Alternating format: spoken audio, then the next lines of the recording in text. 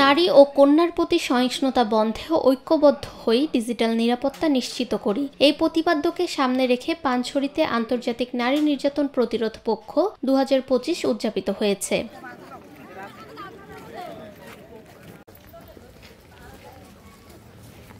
সচেতনতা বৃদ্ধির লক্ষ্যে একটি র্যালি বের হয়। র্যালিটি উপজেলা চত্বর থেকে শুরু হয়ে প্রধান সড়ক প্রদক্ষিণ করে। পরে আলোচনা সভায় প্রধান অতিথি হিসেবে উপস্থিত ছিলেন উপজেলা নির্বাহী কর্মকর্তা ফারহানা নাসরিন। একটা মায়ের কাছে একটা সন্তানের প্রাথমিক যে শিক্ষার হাতেখড়িটা কোথায় হয়, তা মায়ের কিন্তু আপনার প্রত্যেকে সবার বাচ্চাদেরকে সরায়া তারপরে এবিসিডি শিখিয়েছেন না? এই শিক্ষাটা বাচ্চাটা কি প্রথমে স্কুলে গিয়ে পেয়েছে?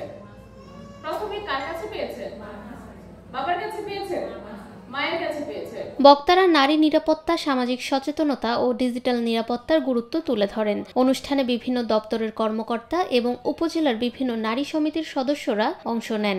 পরে নারী সমিতির সদস্যদের অংশগ্রহণে পিঠা উৎসব অনুষ্ঠিত হয়, যা পুরো আয়োজনকে প্রাণবন্ত করে তোলে।